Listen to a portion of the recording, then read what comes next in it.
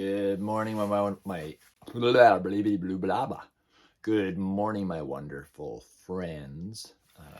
That's actually been a while since I woke up, so I don't have an excuse for tripping over my words. Except, you're probably wondering why I have a flashlight on my head.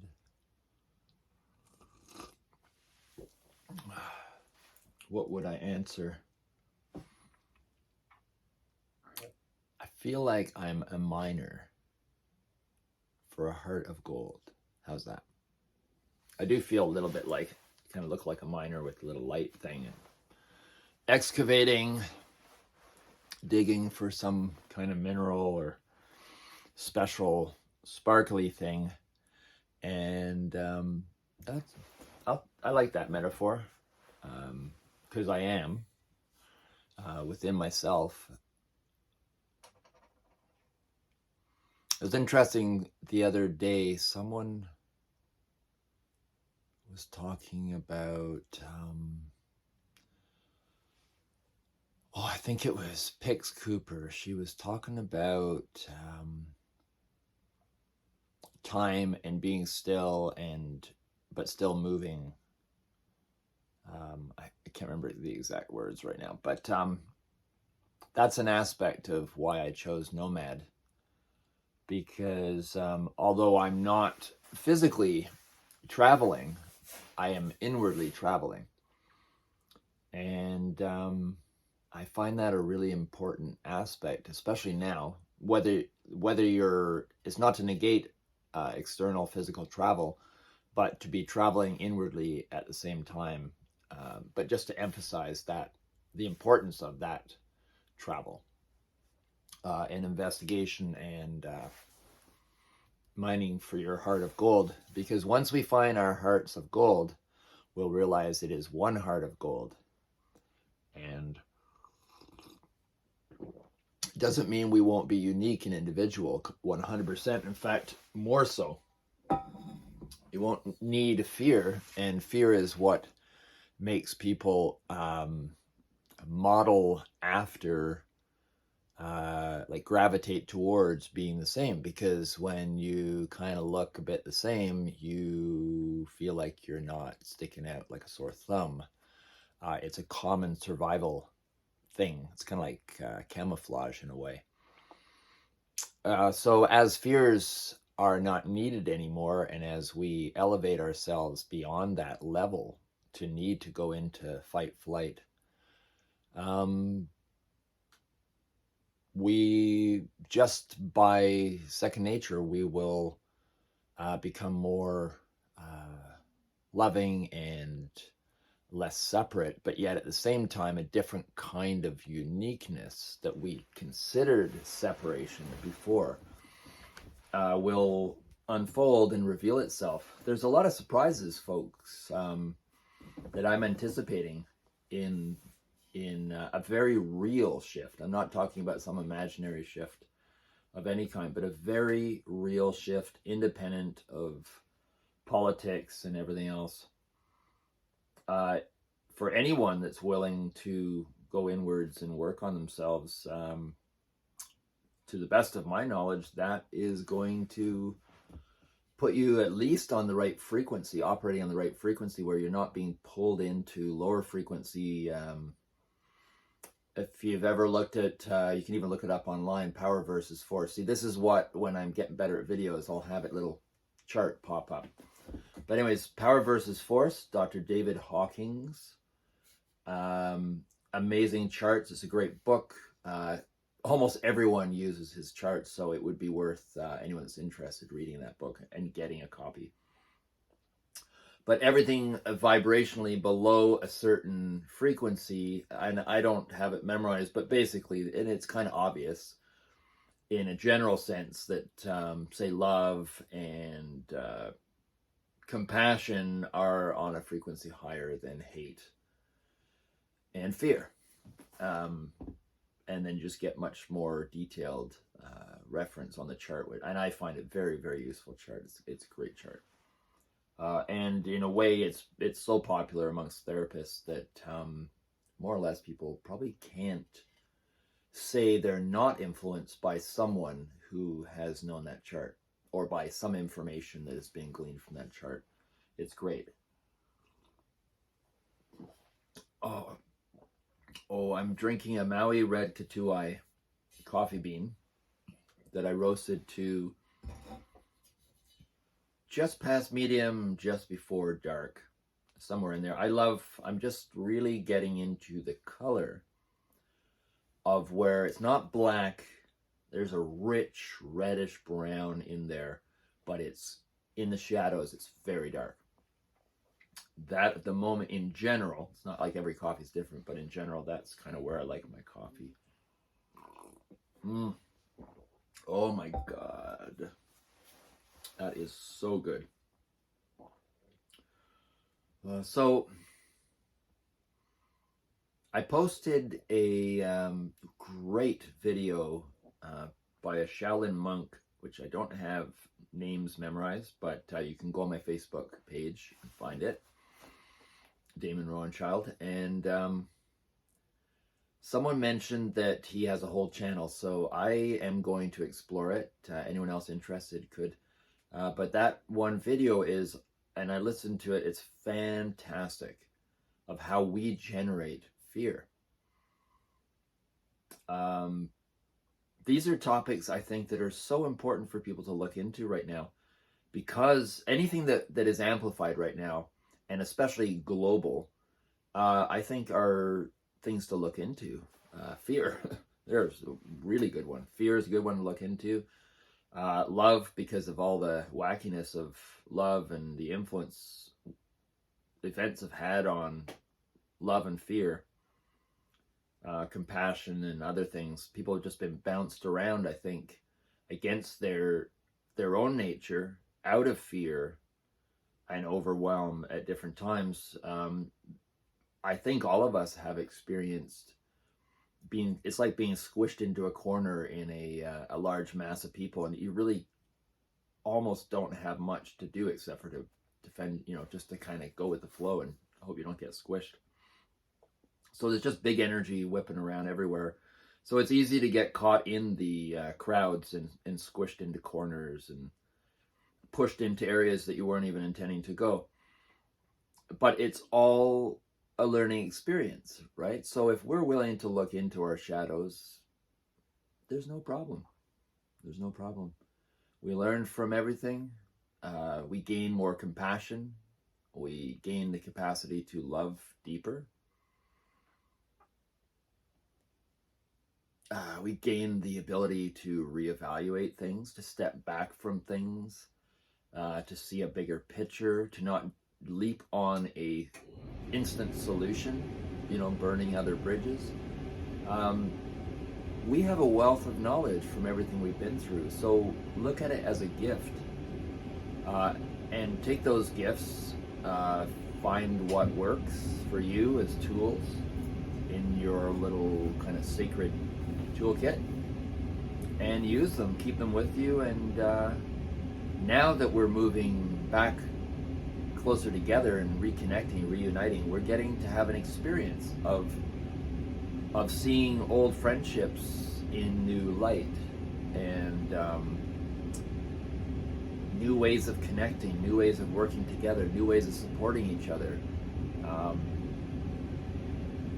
I heard people talking about, I saw and heard people who are vaccinated sitting with people who are not vaccinated, and people who are vaccinated offering that if things get really difficult, they will be the one that goes and gets groceries for a group who are not vaccinated. Now, this is something amazing to me.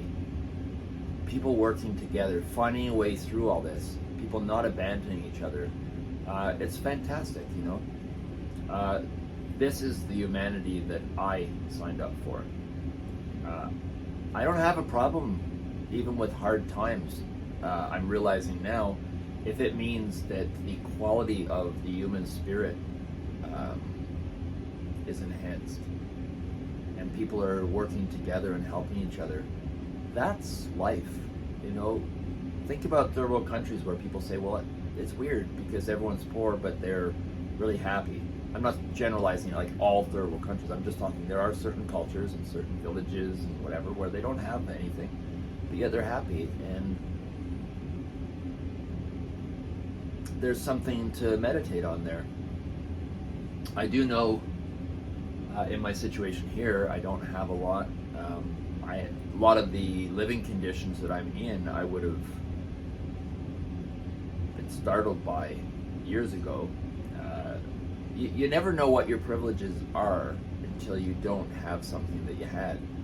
I mean, you could be in an apartment on welfare and feel like, fuck, like this is shit. I don't have a lot of money. I got just enough food. And I can't buy my whatever, you know. Can't afford to go to Dairy Queen or whatever, or I have to save up my pennies and choose, do I have an ice cream or a popsicle?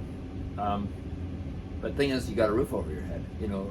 So there's always comparisons to what you have, what you don't have. But then you might not have a roof over your head, and the environment you're in, and the realizations you're making, and the connections you're making, connecting the dots, turns out to be worth the exchange. So we're really having to reevaluate everything, and we're having to learn about contrasts, and just learning to reevaluate things that we thought were one thing and now they're another. Wim Hof is a good example. Being cold in the right measures can be amazing. So everything that we thought was a negative or a thing to avoid, I think we need to reevaluate, and we may find, such as like the Wim Hof method, something that everyone, well, majority avoided. There was a minority, like Finland, in Scandinavian countries, where they were boiling themselves and freezing themselves and boiling themselves and freezing themselves.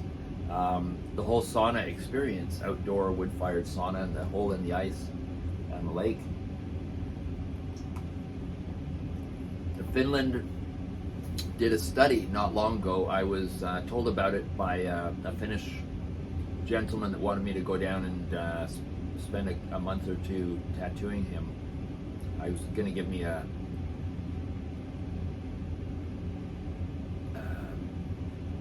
car to use and his cottage and stuff, and then I would just tattoo him and I have a car to drive around in. And it was very inviting, except that I had just sold my house and we were moving out here. But he mentioned, and that was thanks to Dylan Broda, a wonderful friend of mine who lives out there, has a family out in Finland, and is a wrestler. And I watch him all the time on Instagram. Really, really cool. Dylan Broda. He used to be in the Mudmen, a band, sort of Scottish Highland punk, kind of like the Pogues in a way. So anyway, this study from Finland, they studied all these people who did and didn't do the whole sauna experience, and they found over time the people who did the sauna experience on a regular basis lived healthier and longer than the people who didn't. So, you know, even aside from Wim Hof, which he took it into a whole new avenue, just heating yourself up in a sauna, clearing your pores, you know, emptying those toxins, and then rolling in the snow if you don't have the water, you know. There's a lot of creative ways. You can have a barrel and fill it full of water as long as you empty it before it turns into an ice cube, and then you can't get into it next time. Almost did that. Oh, that is nice coffee. My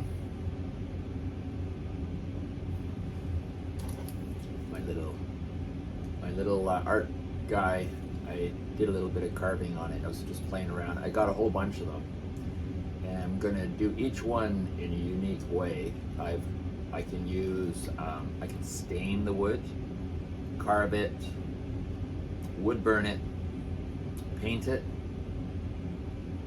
stick little things on it, inlay it, you name it, just to give you a hint of what's to come. I'll be selling some, raffling some for fundraisers, you name it. we'll figure that out over time. But I think they'll be really nice to have little nomad dolls to have on your table somewhere.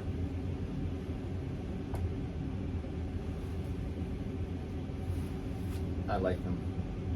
I always had one when I was young, so I wanted to be an artist, and so they're kind of this thing that I'm used to seeing around, and they're made quite well, actually. So anyways, where was I at with the clearing things and moving together? Yeah, oh god, I get visuals sometimes, and then my job is to translate that visual. And this one's kind of an artist type of visual, so I don't know how I'm going to translate this one, and I'll probably lose a lot of people in the description, but I've got a visual for this idea of how we're separated by certain things, frequencies, let's just call it a level of awareness that has more separation in it. And then as that reduces, and I'm thinking of, it's an artist thing. You know, if you have a brush with all the bristles, and if you have something over it, like some kind of mesh thing, and you push it down, as you push it down, well, even with my fingers, right, it pushes my fingers more open.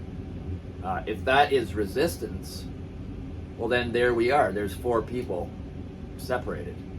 Well, as you reduce these sandbags of bullshit that we have digested and included as part of ourselves, I mean, we found out that we're 90-something% other organisms, which is a good thing.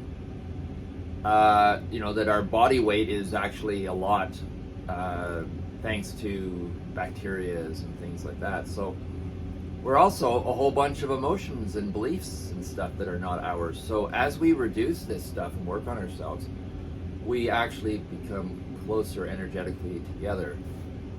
So resistance is all this stuff that I think we should be working on clearing, fears and jealousies and insecurities and everything else, angers, hate. And the more we exercise the higher frequency emotions of love, compassion and care, grace,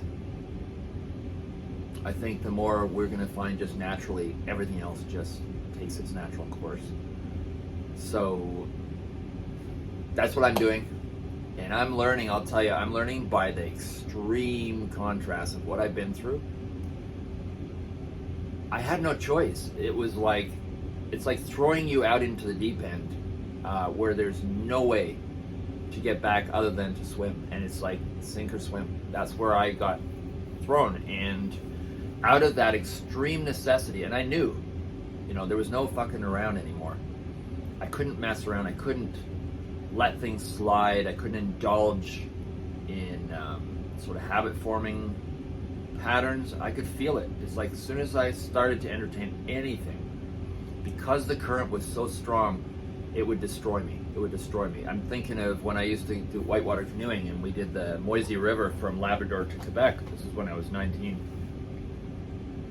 The river was so big, so deep, so strong. You could see someone on the other side of the river and they were like this big. Like, it was massive. You know, it's a different kind of river than a small river. There's more dangers. I remember whipping down that river so fast, you had to be very careful. And if the bow of your canoe, the nose of your canoe got too close, when you were close to the shore and you were whipping by, if it caught that slower current, it would whip your nose of your canoe into the shore and you'd smash into a rock.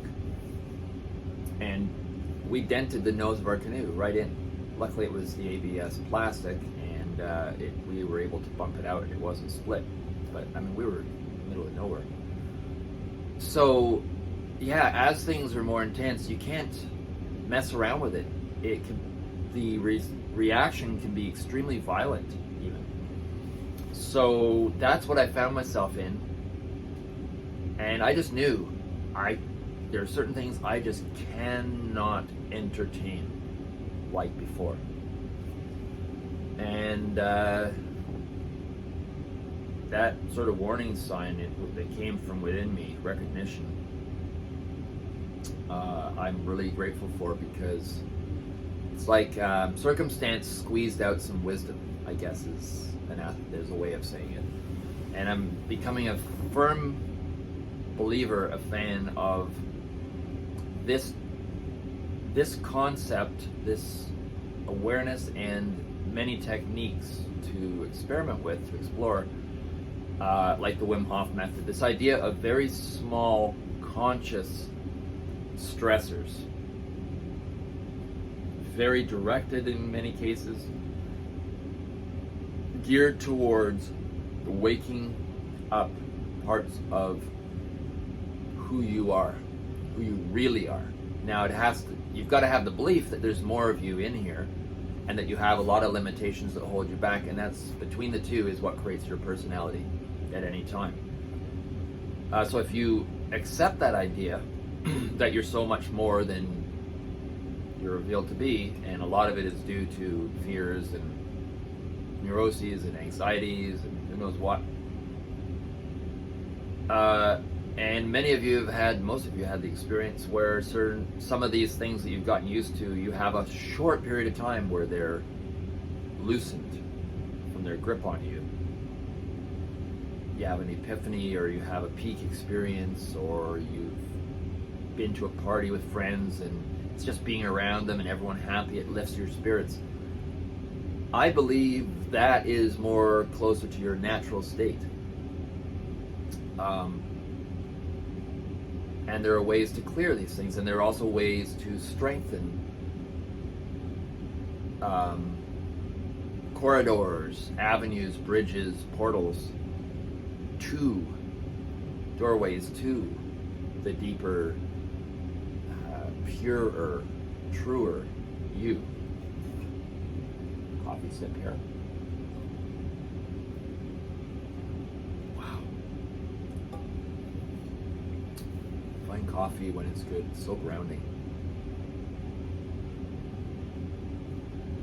So that's my crucible here. Call it a workshop. It's the place where I tinker with my energy, really. It's a profound and sacred place. Raven has left as I've mentioned way back, Raven has left us with I call it a healing portal. You've probably heard in many cases when people pass, quite often a portal is left. It's a short-lived thing. If it's very traumatic, it can be a certain energy to that portal. If it's, in Raven's case, not that there wasn't trauma involved, but she burned that off like a freaking Buddhist monk or a Shaolin warrior. And to witness it still chokes me up. Her abilities were, anything that she didn't have touch with was awakened like instantly in each moment. And I saw it happen, and I saw her access her new strengths in that last moment. And this is the opportunity people all have. But if we work on ourselves now, maybe we don't have to die physically to raise that potential within us and to see this. And that's part of what Raven sacrificed herself for. I mentioned this before. I asked Raven days before she passed, a week, that if you had the opportunity to be completely healthy and live to 95, 105, would you take it? And she said no. She said, I have felt my calling. I know what I'm here for, and I would not change it. Now, just take that in for a moment. How many of us would have that courage? I don't know if I would. Maybe I would. I don't know. Maybe she didn't even know until she was there. And this is an aspect of what I'm pointing at is, I believe we do, but I'll just say, for those of you that are skeptical, we may have a massive aspect to who we are that we don't even know, our potential, our capacity, our of a bandwidth that would shock us if we had a glimpse of it. And I think we put it all into, most of us have acknowledged it, but it's squeezed into the idea that somehow we have these little moments. Whether it's we've done psychedelics and it's accessed this, standing on the edge of a precipice, Grand Canyon, where you get this, wow, looking up at the stars, many ways. We access this part of ourselves, but with a denial program so we don't accept that it's us that we're actually touching on. And so we'll just bounce back here. I see what we're going through, what we've gone through in the last 2 years is custom designed. And that's not to the thanks of the ones who have set up the physicality of what's going on, that many of us have a problem with from many different perspectives. We don't necessarily agree on our problem with it, but we do have a problem with it. No one enjoys what we're going through, I'm sure. But the truth that's coming to me is, aside from someone else's motivations, good or bad,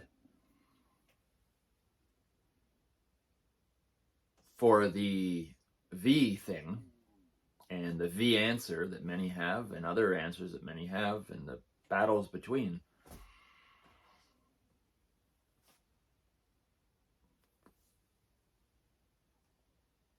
ultimately, this is bringing us to this point where some of us, yes, are going to be beaten down. Some of us are going to leave.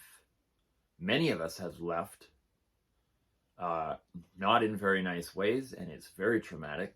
But ultimately, there are also those of us that are going to wake up, and that are waking up, and that have woken up to some degree. This, just to clarify, there is waking up. You're never woken up, and that's it. It's waking up to different levels, different things, different aspects, different dynamics, different dimensions, whatever. So there is no, in my way of seeing things, I am woke kind of thing. It's levels. And you could wake and go back to sleep, too. All these things, just like the portal, which I'll go back to now. A portal can open, and I've noticed through other clients who have had partners, loved ones who have passed, I've working with that partner after their loved one has left physically. There's this portal open, mind-blowing experiences, even in contrast with the grief, and they notice this. They're like, I don't get it. Like I'm racked in grief, and yet at the same time there are these epiphanies that are coming through. So weird. And that's this bittersweet thing that I was talking about the other day. There, you reach this place where paradoxes abound everywhere. Contrasts that you thought would be opposite in competition with each other are not. They're aligned. And there's something to this. There are clues in this. As we get closer to something, these opposites, bittersweet, hot, cold, love, hate, whatever, start to kind of merge, and it's confusing because we had a paradigm that we believed in where they were opposite, and now they're not. There's a clue. There's many clues there, and I'm watching very carefully with my heart. So anyways, Raven has left this portal for us to experiment, explore. It's an access point, and it's also, I believe, an access point for her to work with us and to help us. And the amount of people that keep reporting to me what they have experienced with Raven, opening little levels of awareness to them and many different things.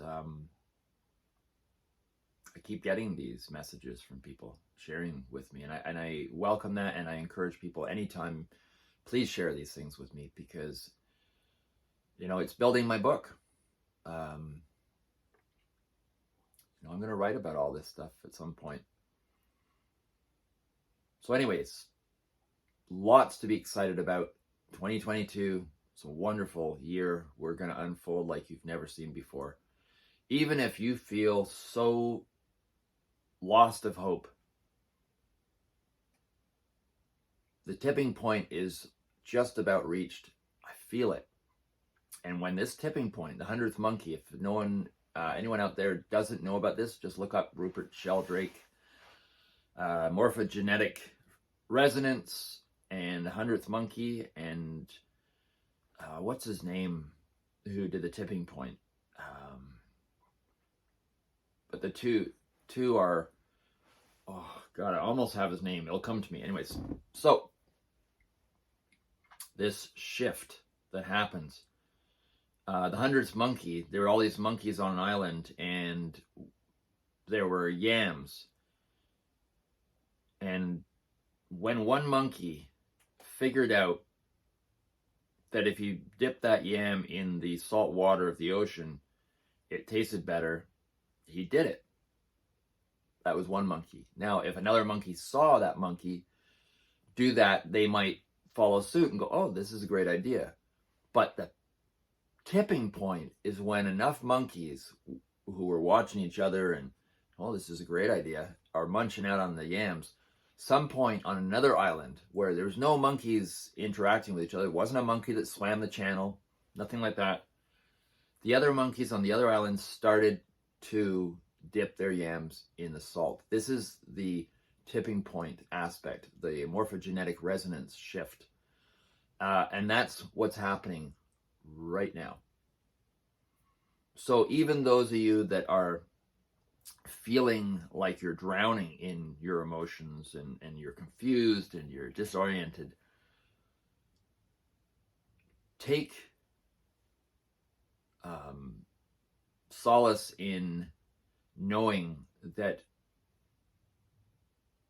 it's going to get a little bit easier just by nature, that more people are on board, energetically speaking, that's shifting things. And you're going to, like, if feel like you're in the deep end, well, it's going to become a little more shallow. Your feet will touch the bottom soon and you'll feel more comfortable. Just a metaphor. There's a lot that's going to be happening this year, and I'm sure a lot of people are going to be confused. You know, it's not all going to be instantly positive in that sense, but if you could trust the pattern and the shift in energies, trust a bigger picture, then just ride those currents. Meditate, do whatever you can to stay in a loving place and staying out of fear as best you can, whatever way you can do. Reading positive books, listening to positive stuff, watching positive movies. Just stay out of fear and don't indulge in that, stopping by an accident kind of thing, where you see the flashing lights and you just got to look. Don't watch stuff that stresses you out. Don't get overtired. Get rest. Eat well. Take care of yourself. Get to know who you are. So many of us are not in love with ourselves. I'm still working on that, loving myself. The more we can love ourselves, the more we can become our best friend, our own best friend. Then when difficult things like what's happened to me with Raven, it's a little easier to work through, because when those things happen, if you're not your best friend, then you're working against yourself on some level. And I'm noticing that with myself. There are little voices, little energies that are, it's like messy corners and dirt under the carpet kind of stuff. They accumulate and then they take on almost a personality and come across like that. So I'm recognizing all this stuff, and I know I need to clear this stuff out. It's just like preparing for difficult days where you're snowed in, getting some dry food and various things so you can survive that time. Same thing. It's an internal prep for sort of thrival. So that's what I recommend. People just start. I think journaling is great. In a lot of ways, what I'm doing with the videos is a journaling. I find it very therapeutic. At first, it was I had to face a lot of fears about talking freely and feeling comfortable. And how does my voice sound? Like, I remember a point where I would hear my voice on a recording and it just sounded so weird. I had to clear all that up even. Ugh. My last swig. I love that word, swig. I don't hear that used anymore. Swig. I'm going to look that up. The etymology of swig. I wonder if it's like Scandinavian or something. A swig of coffee. It's interesting how each word conjures up, even though they're similar, conjure up something a little different. How do you swig a coffee? I don't know. So anyways, these are things to think about. Bullet points. One of the most important is love yourself. Work on loving yourself. There's no one out there that can't use some more time working on loving themselves. Because most important, when things get difficult, if you don't have yourself as your best friend, you're going to find yourself alone at times, or at least the perception of being alone. And that's when you need yourself as your best friend, especially if you lose a loved one. My opinion, that's what comes up. Any little piece of you is working against you, doesn't have confidence in yourself, it's going to work against you. It's going to grit at you. It's going to wear away. It's going to be like arthritis or something, you know, physically. It's like the cartilage wears away and the bones are grinding. It's just, it's not efficient. We've got to prepare ourselves to be the most efficient and the most trained and capable of moving through difficult times. Difficult times are not a strange thing. They're not a bad thing. They look at them as something that clears you, that trains you, that prepares you for a new world, a new realm. We all want something better. Like, come on, look in the past. Look to the past. It's the same repeating bullshit. We have not learned. And I don't think it's a matter of learning. I think it's a matter of shifting. You know, and I think the longer we don't believe, we have resistance to that idea of shifting, then the longer we're going to be stuck, you know, and, you know, there's nothing to be proud of scoffing something and just sitting back in a anesthetized slumber of comfort and misperception of comfort and safety. The truth is there is no certainty, but the truth also is that that is not a negative. That is freedom, and we need to learn what this is. We've got a lot of mistaken identity, and it's what's causing us, I believe, to lash out at each other, lash out at ourselves. That's why I'm working on little bits within myself where, you know, I drop something annoying to me that triggers something where I'm just like, fuck. Or I even to the point of going, fuck, Damon, like, why like, that was so stupid. That kind of thing. Why not shift that one where even if I recognize I just did something where I set myself up for that to happen. So I recognize that all I had to do was not do that silly thing that then caused it to knock off the table and fall. So I balanced it somewhere stupidly. Whatever it is, why do I need to be hard on myself when I realize what I did? Why not be gentle? You know, think of yourself as a child, and how would you treat that child? You're not going to be rude to it. So him or her. So be gentle to yourself. Do inner child work. Take care of your physicality. Work on your emotional responses. Prepare yourself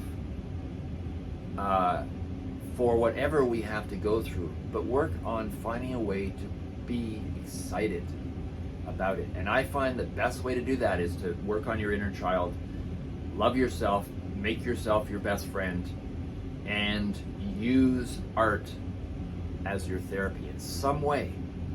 Create. And it could be journaling, it could be drawing doodles, it could be pictures, like knitting, whatever it is, but put conscious awareness into it and intention. knit and intend that your knitting is knitting together a fabric of what you want to see in the world. Like, use your creativity and put that intention into it, and you'll find amazing things happen. This creative act bridges something that otherwise leaves you feeling like you're frustrated and there's just no way through. You know, that whole camel through the eye of the needle type of thing. These stories in mythology about two sphinxes, and you got to get through, and if you're not pure, any doubts within you get recognized and you can't get through. These are all getting across a truth. We cannot get through without the innocence of a child. If we have impurities, we are not going to make it through. So work on yourselves now, I recommend, rather than wait till it gets tougher and then you don't know how, or you're just too confused to perform. We're going to need the people that are more prepared for when times get more difficult to help the ones that aren't prepared. So if you're right now in that hovering place, get prepared so you can help others, if not for anything else. It's a wonderful place we're going, and I know from experience, if you've trained yourself to see the glass half full, it won't be difficult, because you're trained. Your circuitry recognizes the welcome mat, the opportunity, the portal that is giving you everything you could ever want, all the riches, a way to leave the trappings that we're in. And a lot of these tools are being offered to us. Everyone's got a little bit of it. You know, David Goggins has some tools offered. And some tools work for some people and not for others. Keep that in mind. Wim Hof has some tools. This Shaolin monk that I posted have tools. We have so many tools offered to us at this time. There's no excuse. We have a way to talk with people, although we can't get together physically, which is a horrible thing. Get into it. We need community. We need to get together. We need to discuss this stuff, and we need to not be in an argumentative state. That's ego. Self-importance, excuse me. It's time to move through this. 2022 is the time to do this. So recognize the wisdom within yourself. Slash that fucking debris away from yourself. Find out who you really are. Train yourself. Build and hone those abilities. The wisdom and recognition within you, and join groups, communities to enhance this even further. Recognize the sacredness within each of you. Recognize the people that are your community. Gravitate towards them. Allow. Face your fears. As you face your fears and you clear those, you can go in deeper. Work on yourself. Yoga, meditation, just find out what works. Journal. Share, express. Help others. Help people that you think you didn't want to help. Do these things. You'll find that it opens up a new you. And that's what it's all about right now, folks. Do you want to live as cozy slaves, or do you want to live as slightly uncomfortable at the moment, free and unique and empowered beings, coming even closer to who you really are? This is what we're meant for. This is what we were born for at this time. And if you go within yourself, you'll recognize this if you haven't already. So I think that's pretty well all I have to say today. And I'm going to say, once again, have a wonderful, wonderful 2022. Open yourselves to communication. Love your neighbor. I know it sounds like a cliche, but now it's an awakened saying. A lot of times cliches are kind of like left there asleep, like little petrified things, little reminders, little reflective things, but they're there quite often to wake up and be activated like a sleeper cell at different times. So I think a lot of these things, I used to think butterflies and dragonflies and these, dragons and things, like just so many times I had done them as tattoos when I was younger, and I just felt like, oh, it gets so boring. And then all of a sudden now, with all the challenges, the phoenix symbol, the dragon, the butterfly, the crucible, all these symbols that I knew of, they've awakened. The lights have turned on in them, and it's like they're activated. So just consider these ideas that I'm throwing at you, because the lights are turning on in some windows. People are waking up. Once they've shaken off that slumber, that cozy thing where they just don't want to get up, the grogginess, it's like that's when you become aware of your calling. And you're like, okay, I'm on board, okay. Yeah, you don't have to keep shaking my bed. Let's go, let's do it. And that's where we're at, and that's what I'm inviting people to do. So let's go for it, folks. Like, push through that inertia, push through that grumpiness, the stiffness in your bones because you haven't moved for so long, that kind of thing. Let's do it. Let's work together and do it. It's time. It's time. I'm tired of all this shit that we're putting up with, and I'm sure you are as well. Let's go to the depths of it. Let's go to the core. Let's not get caught up too much in the external trappings. I'm not saying to ignore that. Be aware of it. But also go into your core. That's all I think I have to say for now. Goodbye, folks. Have a wonderful day and a wonderful year.